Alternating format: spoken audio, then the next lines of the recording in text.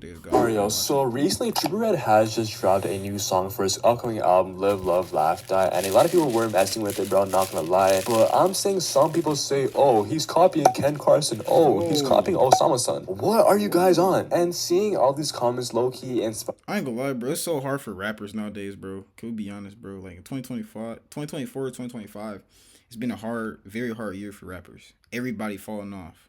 Every time somebody drop an album, you this album. If you go to the comments on any like reactions to albums, everybody's saying somebody fell off. They want the 2016 Uzi back. They want the 2018 Trippie back.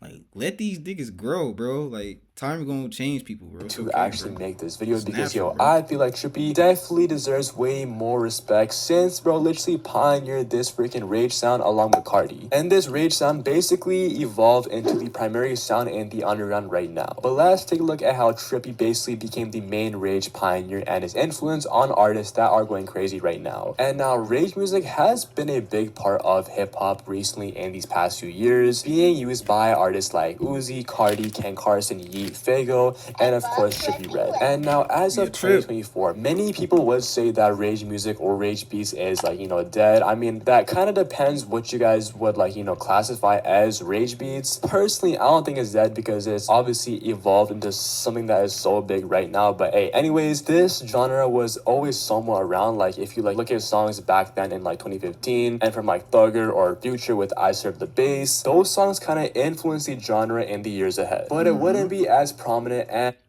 Like, when I listen to Cardi, I know he was influenced by Future. Thug. You could just tell. You know what I'm saying? Like, that Atlanta stuff. Playboy Cardi definitely got that Atlanta stuff in him.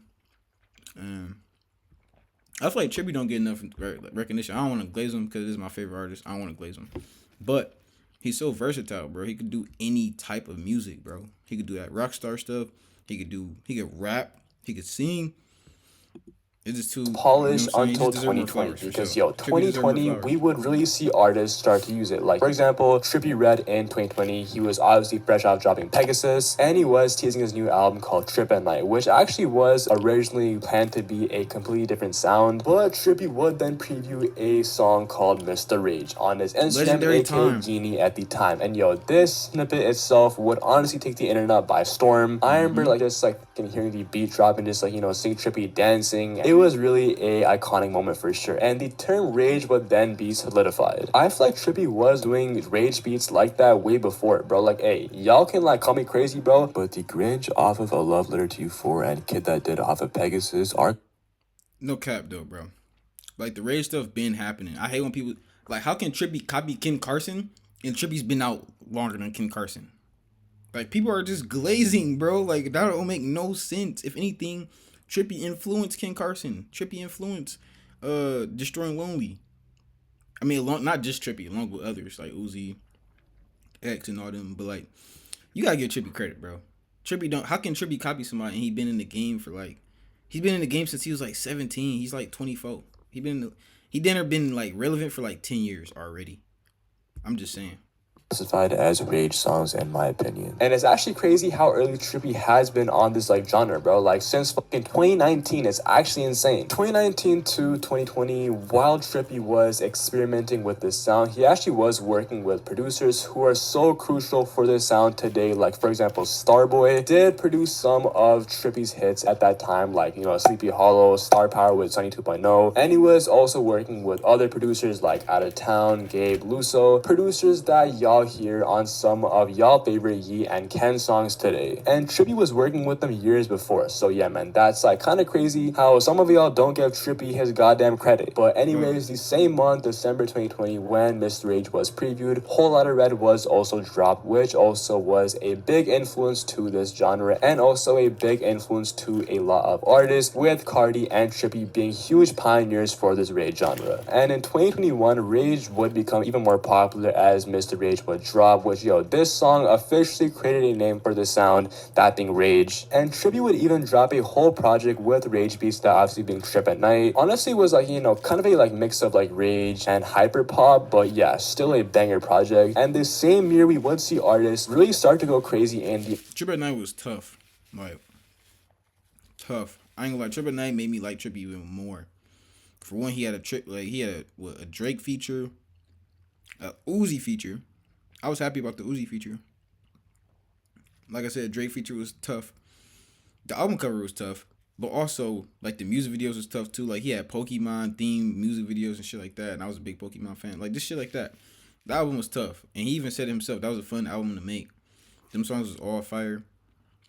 That raid shit so tough, Like bro. I ain't Yeet, gonna lie. Ken Trippie too Carson, tough and with the raid Solfego, shit. just to name a few. After Trip at Night and Whole Lotta Red dropped. After these two projects fucking dropped, we would see so many more artists hop on these rage beats. And now, obviously, if you do look at like Solfego, for example, he actually was using rage beats before Whole Lotta Red and Trip at Night dropped. Like, for example, Off the Map. I definitely classified that as a rage song. But Cardi and Trippie, who were already mainstream, definitely put this genre on the map and definitely made it more popular. I feel like the song itself, Mr. Rage, was just truly influential as a whole, and after Whole Lotta Red dropped and after Mr. Rage dropped, these artists like Yeet and Ken Carson, who actually were underground at the time, went mainstream, taking the sound to a whole new level. With freaking Yeet taking it to a whole new different fucking level. He not lying. No, I'm not trying to say Trippie directly influenced Yeet, or he directly influenced Ken Carson or any of these new guys, but they definitely played a part. Everybody was like, "Oh shit, that raid shit, that's the wave. Let me hop on that wave." You know what I'm saying? Not every artist was doing this, bro. And every artist was into the raid shit. Raid shit was not big. Raid shit was not popular. I feel like certain people made it popular. 2093 going on a whole like futuristic route, and obviously Ken Carson with The Great Chaos, which the rage beats that actually were used back in 2021, like on Trip at Night for example, evolved to something even more grungier and distorted, being the main sound on The Great Chaos. And these grungy, distorted 808s kind of beats are used by so many underground artists nowadays, like Osama Sun, Netspend, and obviously mainstream artists like Cam, Lone Yi. And recently last week, Trippie just dropped a new song which is so fucking gas, in my opinion his best song this year. And this song obviously has that grungy beat, which obviously did evolve from like rage beats. And these 12-year-old... That song was tough. I should have reacted to it. I just wasn't streaming. I watched it. I didn't want to fake the reaction and react to it. So I already watched that music video. Tough song. The beat was super distorted on some Ken Carson stuff. That's why a lot of people were saying, "Oh, he copying Ken Carson." Like, bro, it's almost impossible not to have a beat that's like similar to somebody else. There's so many artists nowadays, bro. You know what I'm saying? I will say that beat was kind of like some Ken Carson shit, but his flow was definitely not. Yeah, definitely not no Ken Carson shit. He definitely not. Fans He definitely immediately not gotta copying Ken say, Carson, he's bro. biting Ken Carson, he's biting Ken Carson. Like, buddy, listen to the Grinch, listen to fucking Trip at Night. What are you guys actually on, bro? I was like fucking crashing out because I was like, damn, Trippie deserves the freaking respect today, bro. Because yo, a lot of the artists that actually are popping now, their sound would not be evolved to what it is now if it wasn't for Trippie and obviously Cardi. Both them are freaking pioneers. But Trippie was obviously using it before he had... The only pioneers in certain categories now. Now, like I said, these are my favorite people, like Cardi, Trippie. Those people I listen to a lot. But I ain't gonna sit up here and say they like pioneers for like all the artists. Just like this certain type. was working with producers like Starboy Out of Town way before they are known for working with Ken, Cardi, and Yeet now. And y'all can hate on Trippie all y'all want. Y'all can't deny that he is a pioneer of the sound. Trippie is a literal founding father of this genre. And speaking of founding father, Trippie is a freaking father. So yo, go show my guy Trippie some freaking love, man. Thank you guys for making to the Man, that's crazy. Trippie and Corey really having a kid. That's crazy. But like I said, shout out to Amchan, man. He gave my boy Trippie his flowers. Y'all know Trippie my favorite artist. Let's see what's next though.